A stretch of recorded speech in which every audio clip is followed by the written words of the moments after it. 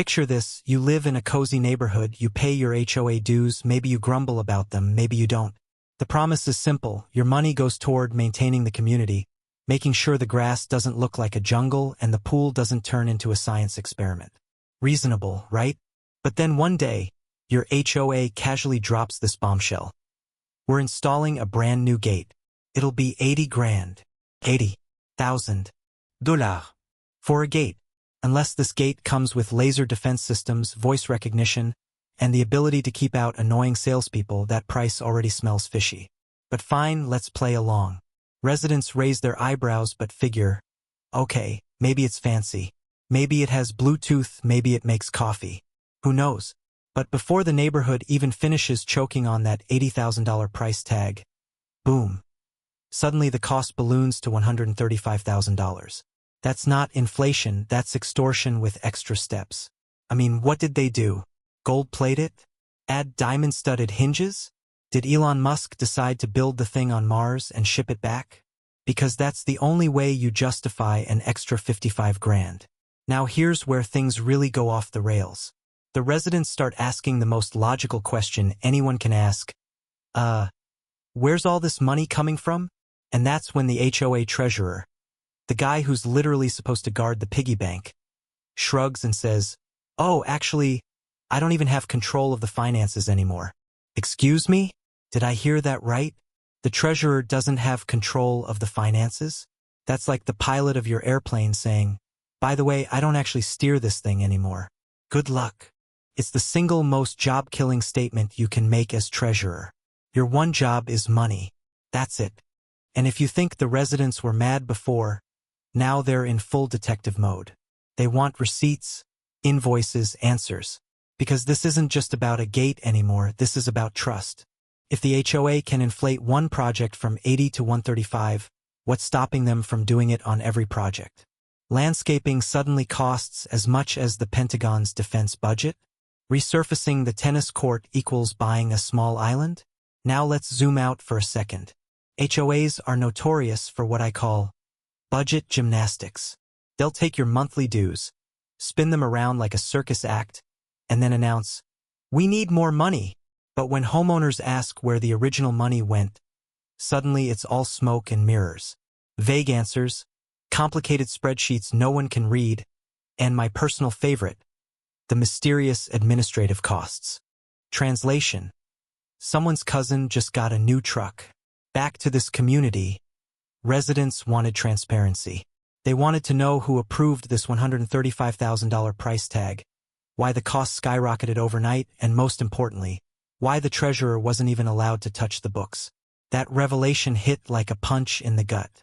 Because if the treasurer isn't managing the funds, then who is? The management company? A shadowy cabal of HOA overlords? Karen from accounting? Nobody knows, and that's terrifying. And here's the kicker, the HOA didn't even bother to sugarcoat it. They basically said, "Yeah, we don't owe you the details. Pay your dues, don't ask questions." Oh really? Newsflash. Homeowners aren't ATM machines. If you're shelling out hundreds every month, you deserve to know whether your money is fixing the pool or funding someone's Hawaiian vacation. But let's be real, this isn't just about one gate.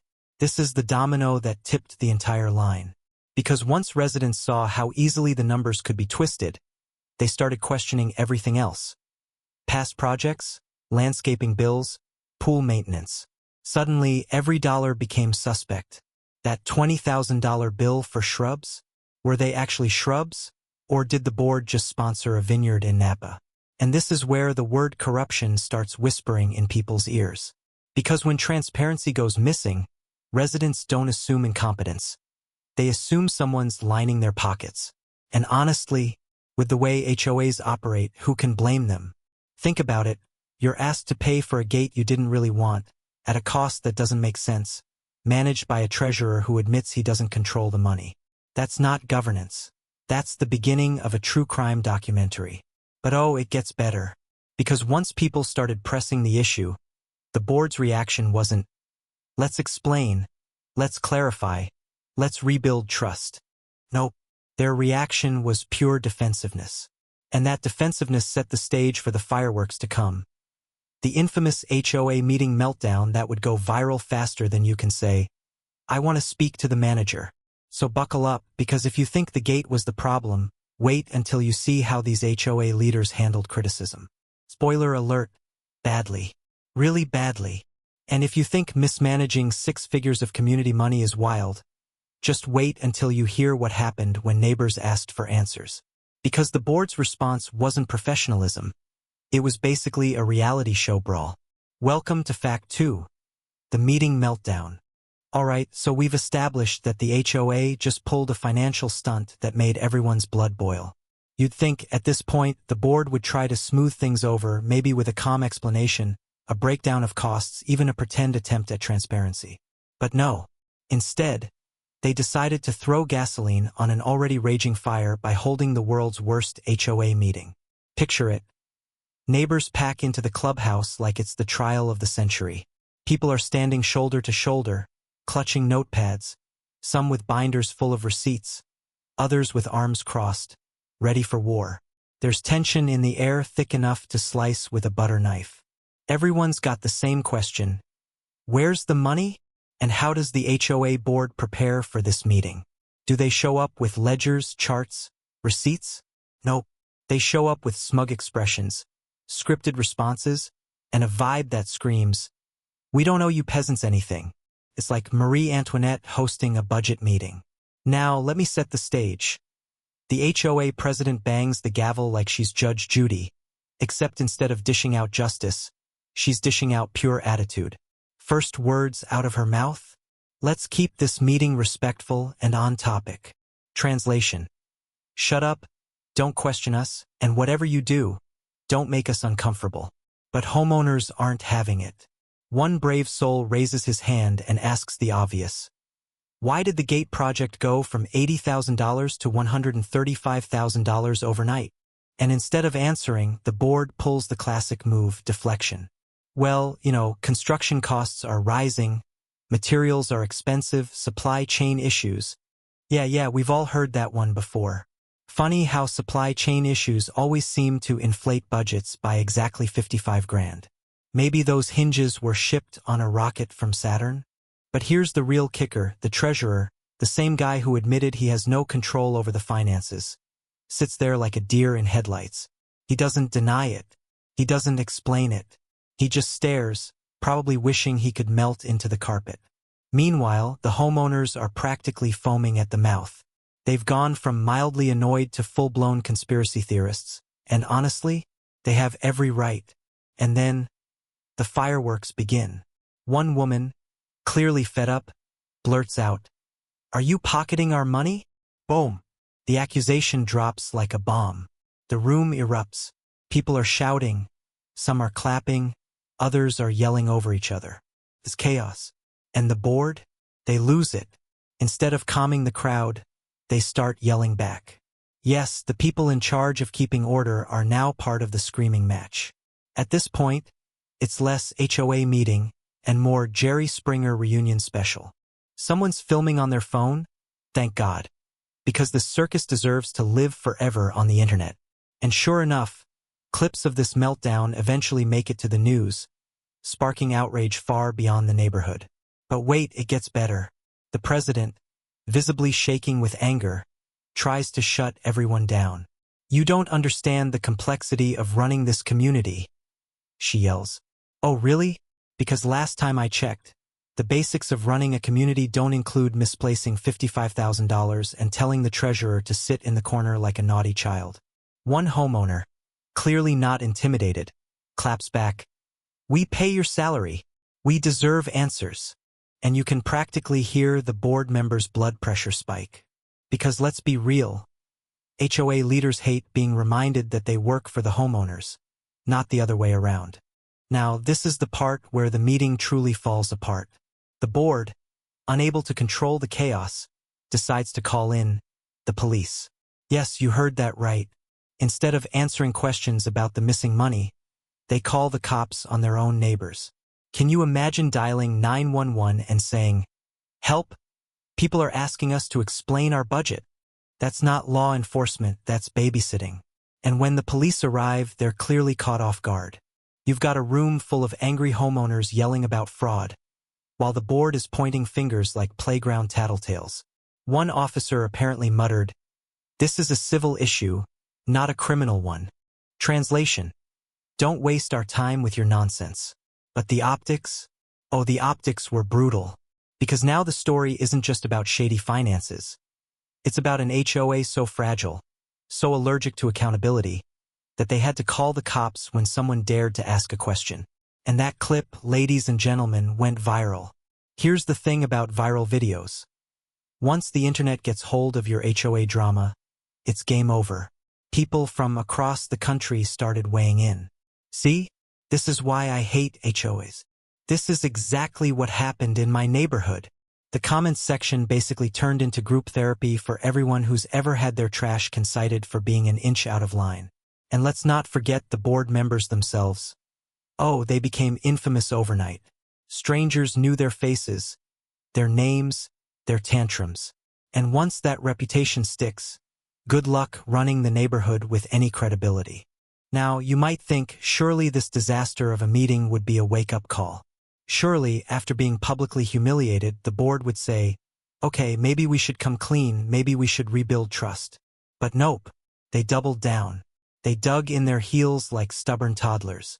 And that brings us to the next stage of this saga, because when accountability is dodged, corruption doesn't shrink. It grows. And the homeowners were about to discover just how deep this rabbit hole went. If you thought the meltdown was peak drama, just wait until you see what happened next. Because instead of fixing things, the board pulled a move so bold, it made residents question if the HOA was even legal anymore. Welcome to Fact 3, the board that refused to budge. You'd think that after having their shady finances blasted on tape and their meltdown plastered all over the internet, the HOA board might take a step back. Maybe breathe. Maybe, just maybe, consider the radical idea of transparency. But nope, that would be too logical. Instead, the board decided to go full dictator mode. Imagine the scene. Homeowners are furious. The internet's laughing. The cops have already rolled their eyes and left. The obvious move? Call an emergency meeting, show the receipts, repair the damage. But what does the board do? They issue a letter, and oh, it's a masterpiece of arrogance. It basically says, we stand by our decisions, and if you don't like it, tough. Yeah, because nothing calms down angry taxpayers like being told to shut up and sit down. The letter was written in that passive-aggressive HOA tone we all know too well. We appreciate your concerns, but rest assured, all decisions were made in the best interest of the community. Translation: Stop asking questions, peasants. The royal treasury is none of your business. Now, the community is boiling at this point. Neighbors who've never spoken to each other are suddenly best friends, bonding over their mutual hatred of the board. It's like HOA drama created its own underground resistance movement. Picture little backyard barbecues where people whisper like it's a spy thriller. Did you hear what they're hiding? My cousin said she saw the treasurer buying a new boat. And here's where it gets good. The homeowners didn't just grumble. They organized. They started digging, filing information requests, combing through bylaws like amateur lawyers. One guy even printed out the entire HOA charter and slapped it on his dining table like he was preparing for the Supreme Court. When suburban dads turn into legal eagles, you know trouble is brewing. But the board? They refused to budge. They doubled down harder than a Vegas gambler on a losing streak. When asked again about the missing $55,000, the president literally said, "This discussion is closed." Closed? Lady, this isn't a Facebook comment section you can just turn off. This is people's money. And speaking of money, the HOA kept spending. Oh yes, they approved new landscaping contracts, additional security upgrades, and a repainting project for the clubhouse. Because nothing screams accountability like painting the clubhouse beige for the third time in 5 years. Of course, every dollar spent without explanation just made the community angrier. At this point, the homeowners weren't just mad about the money, they were mad about the power trip. The board was treating them like children, and nobody likes being condescended to, especially when their mortgage payments are on the line. And here's where the refusing to budge part goes nuclear. Homeowners filed petitions, demanding a recall vote to remove the board. They got signatures, they followed procedure. And what did the board do? They refused to acknowledge it. They literally pretended the petition didn't exist. Imagine sending in a formal request, backed by dozens of neighbors, and getting silence. Or worse, a newsletter that says, "Let's all focus on positivity instead of negativity." Oh sure, January. Nothing like toxic positivity when people's life savings are being siphoned away. But the residents weren't backing down. They took it online. Facebook groups, neighborhood forums, even TikTok. Clips of the meltdown racked up thousands of views, and now random people across the country were commenting, "Kick them out! Sue the board!" This is why HOAs are the devil. The pressure was mounting, but the board held firm. They clung to their positions like barnacles on a sinking ship. Why? Because HOA power is intoxicating. For some people, running an HOA is the closest they'll ever get to running a kingdom. And let's be real, some of these folks would rather go down with the ship than admit they were wrong. Now, here's where it gets spicy. Whispers started spreading that board members were actually benefiting from some of these shady contracts. Landscaping company owned by a cousin? Security system installed by a brother-in-law? Suddenly the spending spree made a lot more sense. But with no transparency, homeowners couldn't prove it, yet. And that's the brilliance of corruption in plain sight. Keep everything muddy, deny accountability, and hope the peasants get tired and go back to arguing about lawn heights. But this time, the community wasn't letting it go. Let's pause here for a second. Because what we're really seeing isn't just HOA drama, it's a power struggle. On one side, you have the homeowners demanding answers, transparency, and fairness. On the other side, you have a board clinging to control, refusing to give an inch. And when power meets resistance, sparks fly. The refusal to budge didn't just anger people, it radicalized them. Folks who never cared about HOA politics suddenly became activists. Retirees with too much time on their hands? Oh, they were filing complaints with the state attorney general. Young parents juggling kids? They were writing fiery emails at midnight. Even the quiet neighbors, the ones who usually avoid conflict, started showing up with popcorn just to watch the fireworks. And here's the twist. The more the board refused to budge, the more suspicious everyone got. It stopped being about $55,000. It became about principle. If they're hiding this, what else are they hiding? If they can stonewall this hard, what else are they capable of? The whole neighborhood became a pressure cooker, and the board was sitting right on top of it, refusing to lift the lid. Spoiler alert, when you do that, things eventually explode. And explode it did. Because once the homeowners realized the board would rather fight than fix, they pulled out the nuclear option. Forget angry emails and petitions, they took this battle out of the neighborhood and straight into the legal system. Welcome to Fact 4. The lawsuit heard round the block. If you thought the HOA drama was already wild. Missing money, shady contracts, board members acting like royalty. Buckle up, because this is the part of the story where the residents said, "Enough is enough." See, when petitions failed, when emails got ignored, when the HOA board's newsletters kept trying to gaslight everyone with phrases like community unity and positive vibes only, the homeowners decided to bring out the heavy artillery. Lawyers. And not just one lawyer. Oh no, this was a neighborhood uprising. People pooled their resources, passed the hat around, and hired a full-on legal team. Imagine suburban dads, moms, and retirees marching into a law office like it's a war council. "We've got a corrupt HOA board and $55,000 that vanished. What can we do?" The attorneys? They smelled blood in the water. Now, here's the thing about lawsuits. They're expensive. They're messy. They drag on. But they also scare the living daylights out of people who are hiding something. And the moment that HOA board got served, you could practically hear the panic echo through the clubhouse walls. Picture it. The HOA president, opening the door in her power blazer, sipping her third latte of the morning. Knock, knock, boom. She's handed a fat stack of legal documents. Her face drops faster than property values in a foreclosure crisis. But wait, it gets juicier. The lawsuit didn't just accuse the board of mismanaging funds. Oh no, it laid out allegations of self-dealing, conflicts of interest, and even fraud. Remember those landscaping contracts? The security system? The clubhouse paint job? The lawsuit spelled out connections between those contracts and board members' family businesses. It was like a soap opera, but with balance sheets and depositions. And you know what lawsuits bring? Discovery. That magical process where lawyers get to dig through records, emails, receipts, and meeting notes. Suddenly, the same board that loved to chant, "This discussion is closed," had to hand over boxes of documents they swore didn't exist. Residents waited eagerly for the first big reveal, and it did not disappoint. The attorneys found invoices that didn't match, payments that couldn't be explained, and a suspicious $8,000 expense labeled only as miscellaneous improvements. Miscellaneous improvements? What is that? A code name for someone's vacation to Cabo. The lawsuit electrified the neighborhood. People were buzzing like it was the Super Bowl. Homeowners were gossiping at mailboxes, in grocery store aisles, even at church. Did you hear? They found proof the treasurer's cousin was paid triple market rate for lawn care. Meanwhile, the HOA board went into full defense mode. They hired their own lawyers with community funds, of course. Yes, you heard that right. They used the very money in dispute to fight the very homeowners demanding answers.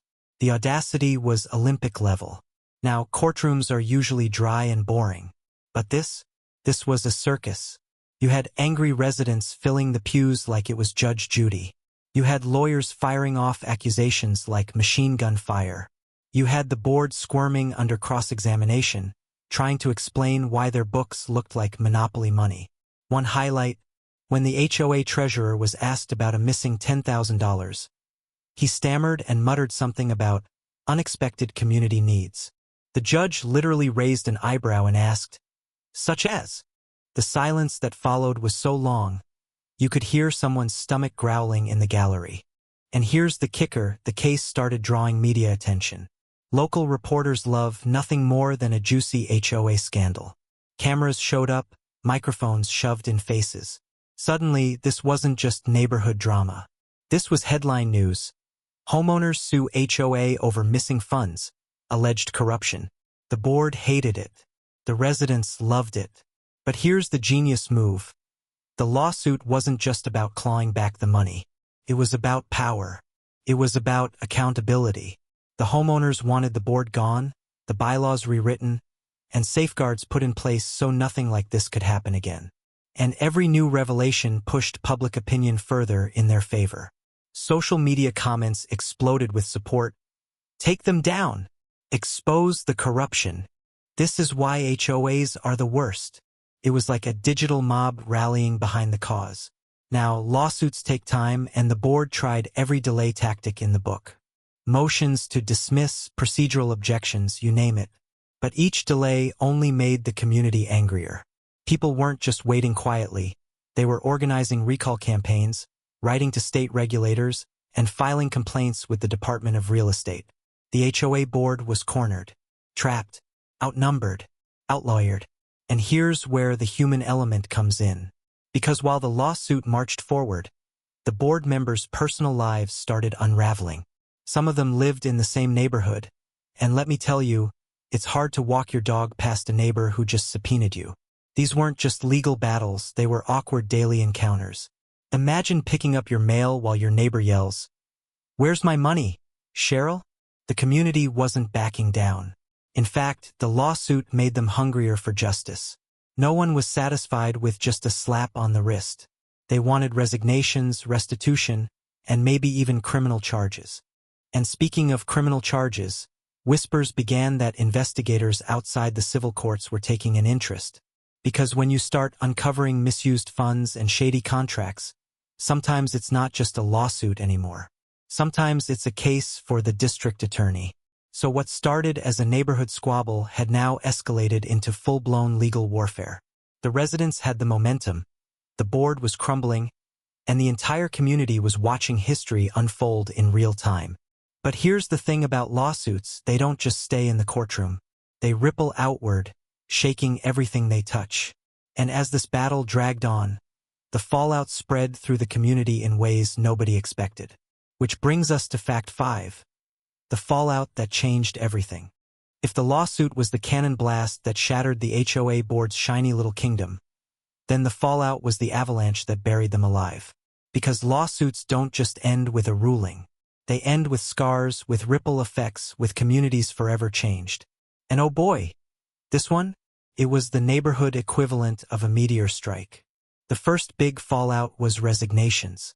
Once it became clear that the board was drowning in bad press, legal bills, and neighborhood outrage, members started bailing like rats from a sinking ship. The treasurer was the first to quit, and no, not with dignity. He sent out a dramatic resignation email at 2 a.m. blaming toxic neighbors and cancel culture. Half the community laughed, the other half screenshot it for their lawyer. Next was the secretary, who suddenly claimed health issues and needed to step back. Which is funny, because she seemed perfectly healthy at the farmer's market the next weekend. One by one, the untouchable board members realized they were very touchable, by subpoenas, by angry neighbors, and by the cold hand of accountability. But resignations were just the start. The real fallout hit when the lawsuit uncovered the financial truth. Remember that mysterious miscellaneous improvements expense? Turns out it was a slush fund for board perks, fancy dinners, spa retreats, even a new sound system for the HOA president's personal home. You could feel the collective rage rise across the community like a thunderstorm. People weren't just mad. They were insulted, betrayed. And here's where things turned from neighborhood drama into full-on history lesson. The residents didn't just settle for booting the old board. They rewrote the rules. They launched a recall election, installed a brand new slate of leaders, and tore through the bylaws like Marie Kondo on a decluttering spree. Out went vague budget categories. In came transparency requirements. Out went no-bid contracts. In came competitive bidding. Out went unchecked power. In came oversight committees. Basically, the new HOA board said, "We're not just fixing the leak, we're remodeling the whole house." Now, let's talk about the human fallout, because it wasn't all policy and paperwork. This scandal tore friendships apart.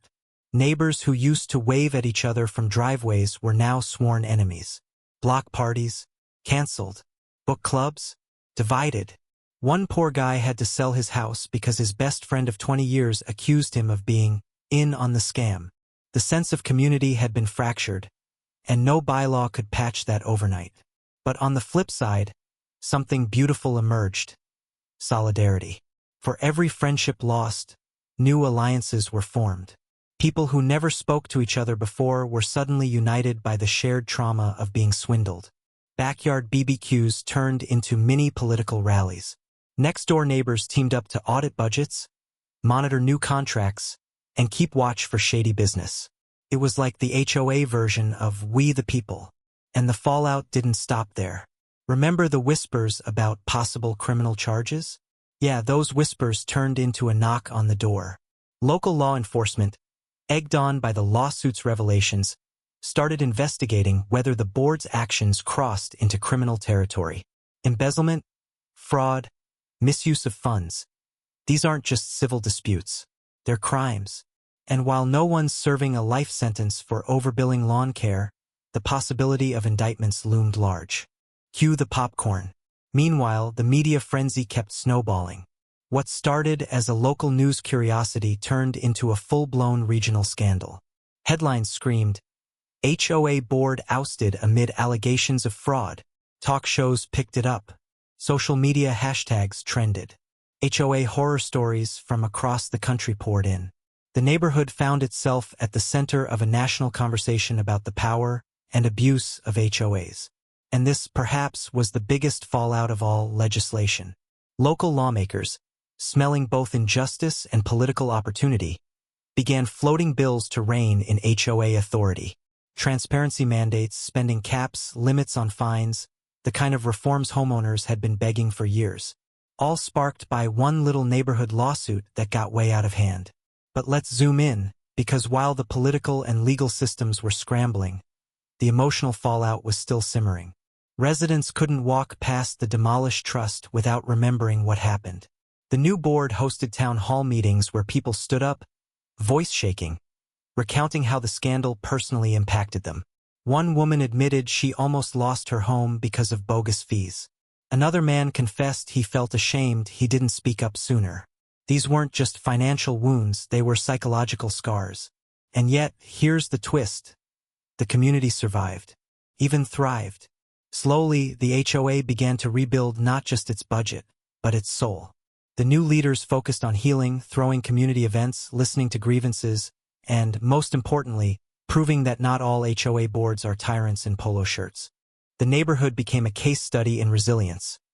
Proof that even when corruption poisons the system, regular people can rise up, fight back, and reclaim their homes, their money, and their dignity. And that's the final fallout. Inspiration. Other neighborhoods, watching from afar, saw this community's battle and thought, if they can stand up to their HOA, so can we. Lawsuits popped up in other states. Petitions circulated. Homeowners realized they weren't powerless pawns in some suburban chess game. They were the players. So yes, the fallout was messy. Yes, it fractured friendships. Yes, it dragged people through months of courtroom drama. But it also lit a fire. It also sparked change. It also proved that HOAs, no matter how smug, how secretive, or how entrenched, can fall. And that's why this story isn't just about one community, one lawsuit, or one scandal. It's about every homeowner who's ever stared down an HOA fine, scratched their head at a shady fee, or felt powerless against a petty board. So now I'll throw it to you. What's your HOA horror story? Drop it in the comments because trust me, this channel thrives on your real-life tales. And who knows, yours might be the next one we cover.